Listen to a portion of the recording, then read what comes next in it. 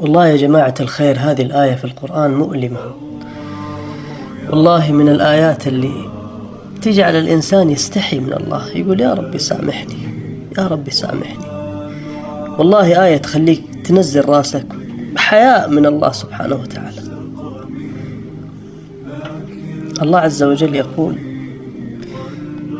يخاطب الصحابة ويعاتبهم: وعصيتم من بعد ما أراكم ما تحبون. يا الله، وعصيتم من بعد ما أراكم ما تحبون. هذه الآية نزلت في غزوة أحد، الله يعاتب فيها الصحابة، لكن تقدر تخليها شعار لك في الحياة، تنبيه لك في الحياة. عصيت من بعد ما وفقك، أنت كنت دائما تدعي يا ربي وفقني، يا ربي نجحني، يا ربي يسر لي، يا رب يا رب نجحك. عصيتم من بعد ما أراكم ما تحبون. زوجك، يسر لك أمرك، قضى دينك، وانت تقول يا رب يا رب. عصيتم من بعد هذه النعمة. ترى المعصية بعد النعمة مؤلمة، والله مؤلمة، الله يعاتب فيها العباد. أنا اللي ناصرك الآن، أنا اللي منجحك، أنا اللي موفقك. لولا الله أنت ولا شيء.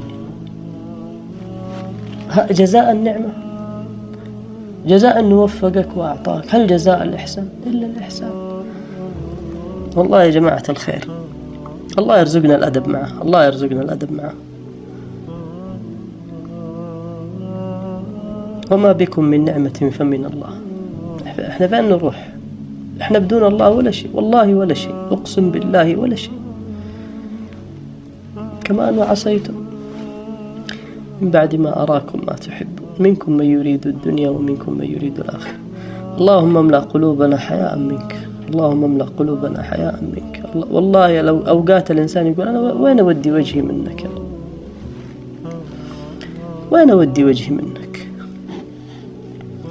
الحمد لله، لكن الله يعلم أننا نحبه وإن كنا نعصي.